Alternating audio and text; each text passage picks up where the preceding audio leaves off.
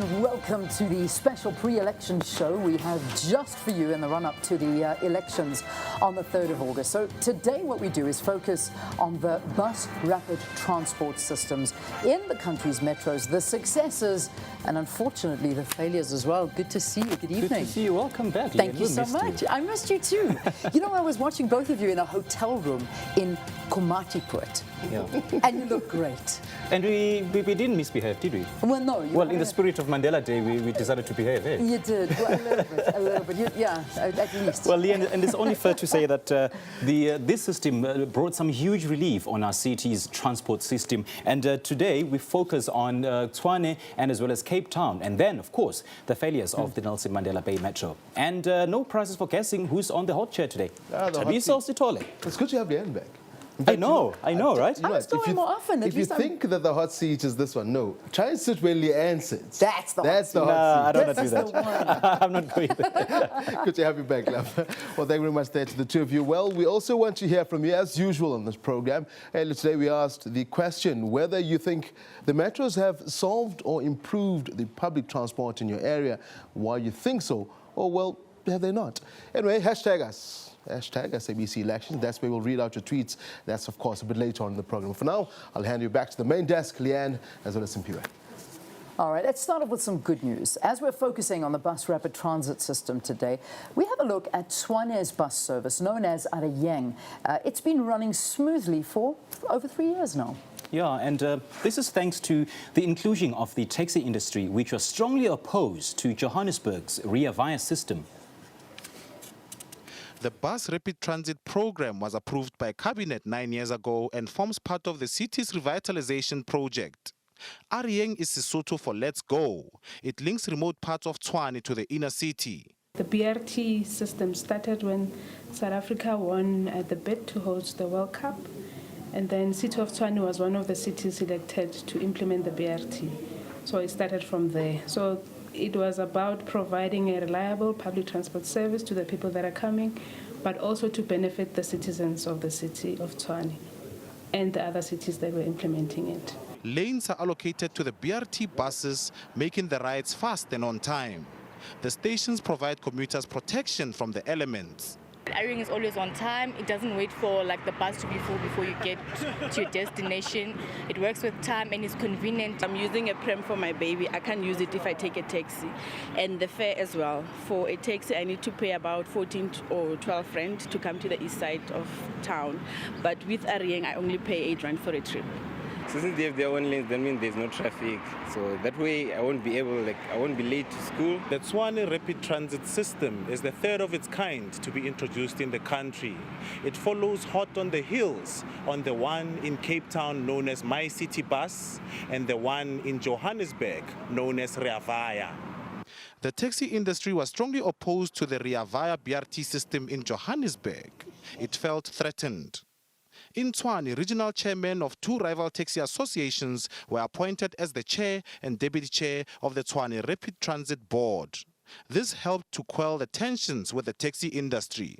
We have this strategy where we involve each and every taxi operator in Tshwane.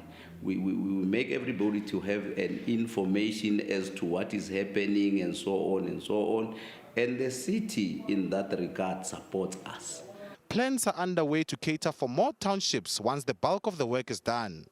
Yeng is part of a public-private partnerships in which the city built the infrastructure and private operators hire staff and provide services.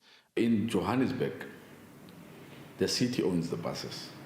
They buy the buses, they've got their own model how they do it. In Cape Town, the city owns the buses. In Tshwane, we own the buses. We arrange from a balance sheet. The city appointed advisors that were helping to make sure that we get funding to get these buses. So in Tshwane, we own the buses, we bought the buses. Our mayor, Hosien Tsuram Khupa, said it very clear when we were opening our first station in Hatfield 3 years back. He said, we as the city of Tshwane want to make the taxi industry rich. And we want to have millionaires out of the taxi industry. and this is the good story to tell, and this is what we are doing, and it is our dream, and we think this dream has started to come true. Yeng planned to extend its services to areas currently not serviced by the BRT program. Offenses Timo, SABC News, Pretoria. Now, the city of Cape Town says the MyCiTi bus service is functioning remarkably well. It has provided nearly 50 million passengers trips in the last 5 years, taking the burden off the congested road network. Cape Town's MyCiTi bus service, averaging close to 70,000 passenger trips a day. Cape Town is now arguably one of the most congested cities in the country. Whether you're visiting the city or live here as a local, the MyCiTi bus is an easy way to get around Cape Town. The popular bus started around the time of the 2010 Soccer World Cup, and since then, many more routes and buses have been added to make commuting around the city of Cape Town a lot more easier. Commuters say that there are minor challenges, but overall, the service functions well. Well, I use it maybe 3-4 times a week. I've been on the MyCiTi since 9:30 this morning in and around Cape Town, and yeah, really, it's easy, it's safe. I think the service is truly outstanding. I think I've sold my car, by the way. I even use it on weekends. COSATU in the Western Cape has always accused the city of Cape Town of mismanaging the service. The MyCiTi bus that national government put in place is a great concept. The only problem with the city of Cape Town is they've rolled it out to the wealthier white communities first. We've got to ensure that we serve the needs of those communities who have the greatest demand for it before we give niceties to those who don't need it as urgently. COSATU's description of where we're operating is dishonest. They will say we operate into Milnerton, but to get to Atlantis, you have to go through Milnerton. To get to Dunoon, you have to go through Milnerton. So it's a dishonest attempt to diminish what we've done. But obviously, as I indicated, the rollout is really about connecting communities that don't have access to Metro Rail. The city of Cape Town says it has a 20-year horizon plan to take the MyCiTi bus service across the peninsula. Another 10 trunk routes are in the process of being implemented over the next 20 years. Nomawetu Solwandle, SABC News, Cape Town. All right, so after the break, we talk to the Nelson Mandela Bay Metro's head of Transport Portfolio Committee, Babawa Lubisha, and this, of course, on that failed bus rapid transport system in the Friendly City. If you want to write to us, give them the details, because I know that's a very, very prickly issue. Absolutely, and if you've got something to say, hashtag us, SABC election, and we'll read those tweets just after the break. Just stay with us.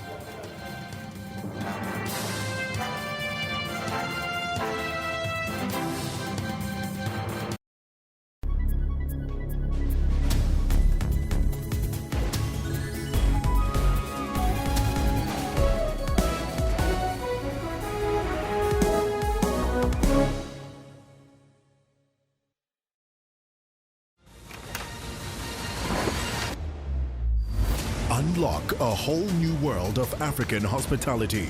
Experience world-class luxury, unparalleled adventure, royal banquets, wild safari, and intimate live music performances.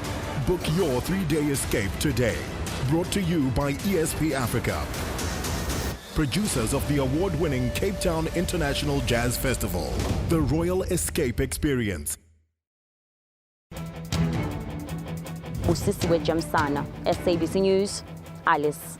Mzwandilembe, SABC News, Doha, Qatar. Kunatipingwa SABC News, Alice. Diabo Seto, SABC News, Geneva, Switzerland. Nampumela Losiziba, SABC News, Moscow, Russia. Sherwin Brycebees, SABC News, New York. Craig Murray, SABC News, Stellenbosch. We bring the news back home. We keep the nation fully informed.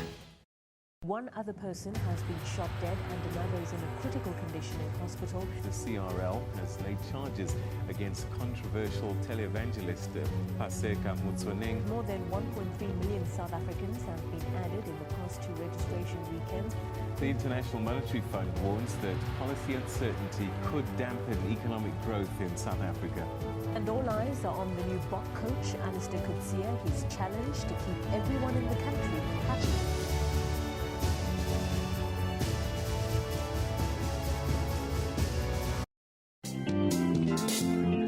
Fos Pile, giving up was no option even in times of need.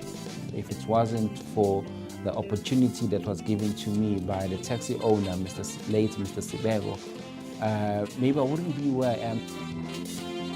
The taxi industry is also occupied by people with a vision. There are quite a few taxi drivers with at least matric. And they had a next door neighbor who owned taxis and they asked him for a job. He now owns a law firm and he believes that challenges are meant to be conquered. Once you step on top of them, you are able to be on another level and they remain under your feet. He says hard work granted him his dream of becoming a lawyer of note. I don't really believe in miracles. People work. Join Puleng Mulibati every Friday at 17:30.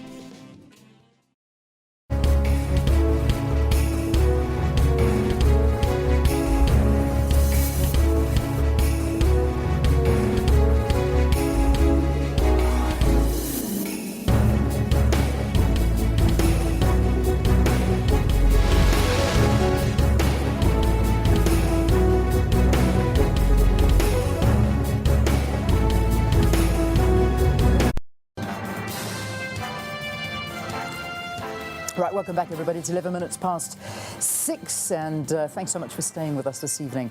Port Elizabeth, that is part of the Nelson Mandela Bay Metro, also came up with its own integrated bus system.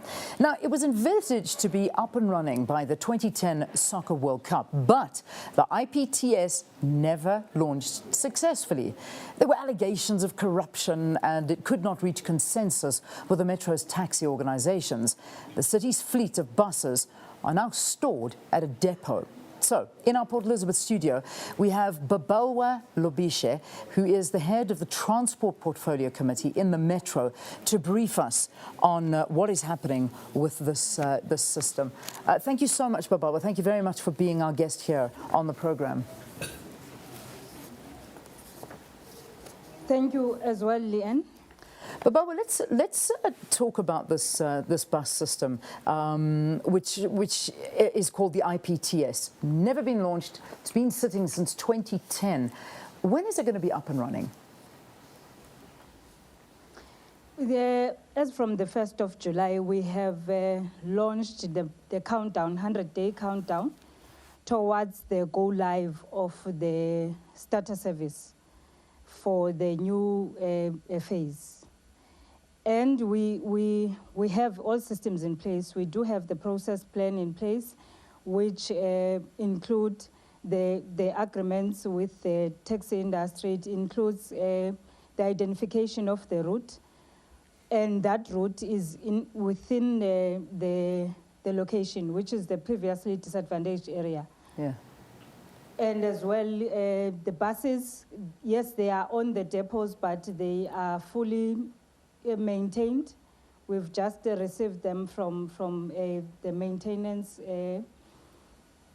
company, so yeah, they are in good condition. Okay. They can run at any stage. All right, let's unpack this a little bit. So you're now saying you've launched the 100-day countdown. So in 100 days, this bus system is going to be launched. But we were told 6 years ago that it was going to be launched. Why is this promise different? I think, firstly, let me correct the notion that it took us 6 years. It did not take us 6 years. On 2012 and 2013, we did run the buses, a pilot phase. And after that, we had to go back and learn from what we have done within the pilot phase, which means it took us 3 years to go back to the drawing board. And I can safely say now all systems are in place. We do have the technical staff to run with the program. 97% of the work has been done. And as well within the IPTS network, we have revamped more than 110 kilometers within off-roads within that network. And as well, 29 kilometers are dedicated lanes.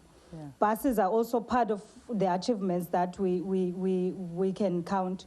within that 3-year phase. Babawa, are these buses actually going to fit in the lanes now? Because there's been a lot of talk that the buses were too big. There's been allegations that the doors were on the wrong side of the bus as well. And also talk that since the project began, I'm reading that over 5 different engineering firms have been hired and fired for establishing the system. In terms of the dedicated lanes, any technician can come and assess those lanes. The buses, they can fit on those lanes. There is nothing that we are going to change on the infrastructure that we have already built. So we are not going to revamp what we've already done. And it was just a matter of media selling the papers. So in terms of the buses, they can fit on the lanes. On service providers that were appointed and were taken out of the system, I'm not sure on which context are you posing the question on, because there is work that we can point out to say work has been done on this area. What I'm saying is there were reports that at least 5 different engineering firms have been hired and fired that were used to establish this system. So it's just going to prove that there just seems to be flawed and faulty contractors all along, and a lot of wasted money. No. As the city, we have been receiving funding from national government. And from the money that we've received for the past 5 years, we can account for it. And in terms of the firms that were appointed to run the service, most of them, in fact, all of them, there are tangible things that we can say have been delivered out of the process. Those that have not delivered in the process, it's a process that is being undertaken outside of the work that is currently happening. And also just the story of the doors opening on the wrong side. Is this true? Has it been rectified? It's not truly, and those buses, they are open, they have doors on both sides. So it's a matter of where you are standing and which door can you utilize. Okay, so that wasn't a true allegation. It's not true. Just finally to wrap this up, I mean, we talk about this being a 2 billion rand project and system. Is the bill still standing at 200 rand, or have not 200 rand, 2 billion rand? Has it surpassed that? Where are we sitting now in terms of cost? In terms of cost, we have not, up to now, we have received the 2 billion, but in terms of this year's allocation, we have not received anything from national government, primarily because we are still planning. So we could not accept more money and also be prioritized when we have not started the service. But within the next financial year, as we are in engagements with the National Treasury and NDOT, we will be getting allocation. All right, so I'm going to hold you accountable from the 1st of July, 100 days. I'm going to get my calendar out, I'm going to find that date, and I'm going to come personally down to PE, and I'm going to take a ride in the system. Can you guarantee me it's going to be up and running?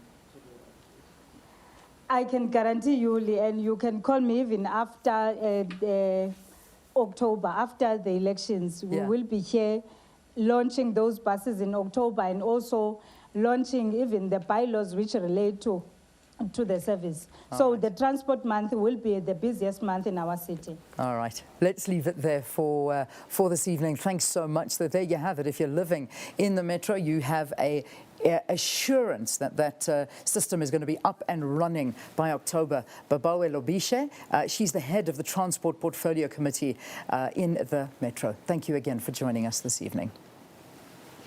Guys, that's an interesting you want to come down with me? And that's so unfortunate that such a beautiful city is lagging behind in terms of transport infrastructure. And so much money. It's an interesting one. I mean, one of the tweets, actually, whilst you're going through that interview, I was actually picked up on one of the tweets. In the Jungle says, what integrated bus system, millions spent and not a single bus existing in the system. Yeah, I imagine that, basically 2 billion rand so far spent or has been allocated. That is so much There's money. not a single bus on the road, and it's all sitting in a depot. I mean, I like the way she says, no, the buses are there, and the buses are there, but what are they doing? It's not been over 2 billion rand. I think there's much more than what we're getting from that. But anyway, that's just my thought behind it. So, all right, we're catching the flight down to PE in October. We're coming to ride buses, and if they're not there, can I come? Somebody's in trouble. Exactly. All right, let's take a break here on the program, and we're still asking you the question. Please, we'd love to know the transport, the public transport in your area. What is it like? Has it improved? Please tweet us #SABC Elections. Yeah, let's take the discussion on social media. Do stay with us. We'll be right back after the break.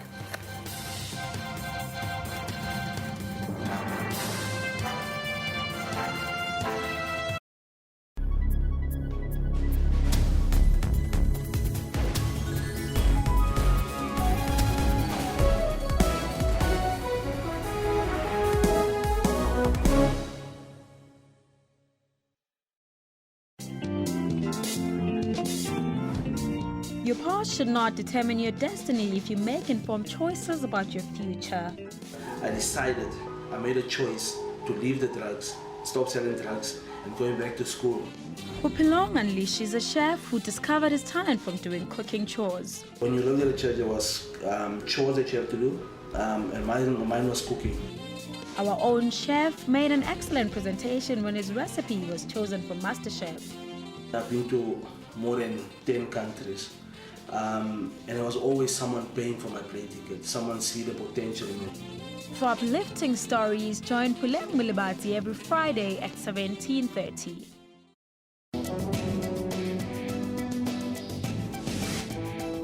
We are one of the 22 high-burden countries, and out of that we're number 6. Following countries like India, China, and with huge population. Cough, night sweats, weight loss and fever, and cough being the most important of those. So, and especially if the cough lasts for more than 3 weeks, then you really have to worry and get tested for TB. The motivation is to affect behavior change, particularly with people who cough and who may be carrying the bacterium. So encouraging people to use their elbow.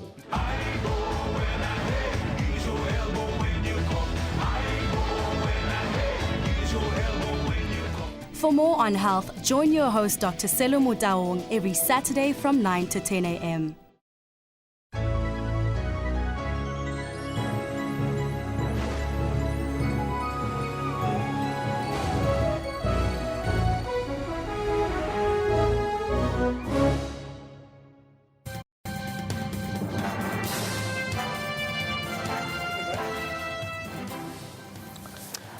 All right, welcome back. Water still remains a scarce commodity in many parts of the country, and that includes Guyana, Limpopo, despite efforts by government to assist the drought-stricken area. So thousands of residents don't have clean drinking water, and they wash and bathe in the natural streams.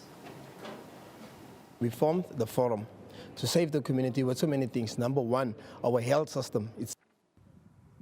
Nsami Dam at its lowest, at less than 15%, the supply to locals is stretched.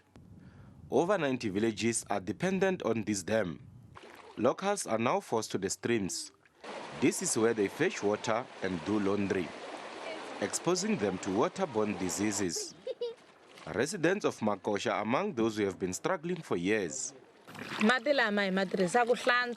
We use this water to wash clothes, and we also boil it before we bath because we walk long distances to fetch clean water. We know that this water is not clean and exposes us to illnesses. Locals say a 25 litre of clean water costs 3 rand, and they travel long distances to get clean water. If you want to bath, you must make sure that you push a wheelbarrow to this place. And if you don't have a wheelbarrow, it is a problem because you must at least have 3 rand to buy water. The multi-million rand project aimed at alleviating water shortages stalled for 4 years. These pipes were supposed to draw water from the Nandoni Dam. This was due to court interdicts to companies awarded tenders to deliver water. Authorities say they now have a green light to go ahead. With regard to the Nandoni and Sami pipeline, the Department of Water and Sanitation is busy with that project, and our understanding is that a contractor has been appointed. Is on site starting with that project, and soon that project will be completed. But in the meantime, as you drive around, you'll realize that the Minister's Intervention Project has done a lot of good in our villages. There are reticulation lines, there are pulp lines. If you go to areas like Mngongoma and Dzumeri, which have had problems for a long time, they have access to water in many other villages. And our understanding is that with that process moving forward, some of the villages which are still having challenges will have water in their backyard very soon. Locals are, however, reluctant to go to the polls. They say lack of water is a huge setback. The elections are near, but we are reluctant to vote. We are staying next to the dam, but we do not have water. We don't have the courage to vote. We have been voting for over the years, but we still do not have water. We are suffering, and water points are very far. Government has made an undertaking to speed up the process. With regard to water supply in Guyana, we can say with confidence that as government we are punching beyond our weight to ensure that this problem is elevated. Mike Maringa, SABC News, Guyana. Thank you very much there, Mike. Now, in our regular slot on giving small parties and, well, independent candidates a chance to air their views. One of them, the South African Prisoners Unemployed Political Party contesting the elections in Bloemfontein's Mangaung Metro. Well, its candidate is Tukelo Africa. As South African Prisoners Unemployed Political Party, we promised the South Africans that if they vote for us, we will definitely make sure that we deliver in time in terms of the service delivery. And we will definitely respond to whatever the crisis might be on every aspect in terms of general service delivery. And we also say that to the ex-offenders, we will definitely fight for the criminal record cancellation for them. To the unemployed people of South Africa, of which is a major concern for us, we will make sure that there is no nepotism and favoritism that is happening in terms of hiring. Clearly, nobody wants to be left out in this race. Definitely not. There is a party in every corner you look. Yeah. It really is. Okay, should we have a look at some of the tweets that have come through from some of our viewers this evening talking to us? Here's one from Vilma Deirdricks. Vilma is saying no public transport in the Klerksdorp white suburbs. We used to have a bus service, but no more. Nothing. There are only taxis. So there's Vilma, very, very upset. I know. And Tabani Gama says they must build a replica, these Ria Vaya people. So it's probably giving more credit to the Ria Vaya bus system. Yeah. I see another one from Piers Maramani says BRT in Johannesburg is only catering for the minority while causing chaotic traffic for the majority. That BRT system has always been, you know, up in arms, because remember when the came in tax association said we don't want it, then the people said, you know, it actually helps. The problem is, though, I mean, I'd like to take, for example, personally, use the public transport system. You know, I think it works. You know, you see how many cars do you see the buses pass you by when you come to work? In that lane. It's so effective. Well, here's another one. Pius Maramani saying BRT in Johannesburg is only catering for the minority while causing chaotic traffic for the majority. You know, taking up a whole lane where the majority are not using the bus system. So maybe that's what you should do, use the bus system rather than just sit and watch it. And here's another one, just as you guys monitor as well. April's very own, that's hashtag, saying, I'm from the West Rand, and I must say, the transport system this side is very poor. No changes have been made. I know. I live in the West Rand. The West Rand is so dead when it comes to that. Absolutely. There is nothing. Okay. I could cycle to work, but it's too far. And you'd get here all sweaty. Bye-bye. Thanks for watching. Have a lovely evening. Bye-bye. All right. Till next time then. Bye-bye.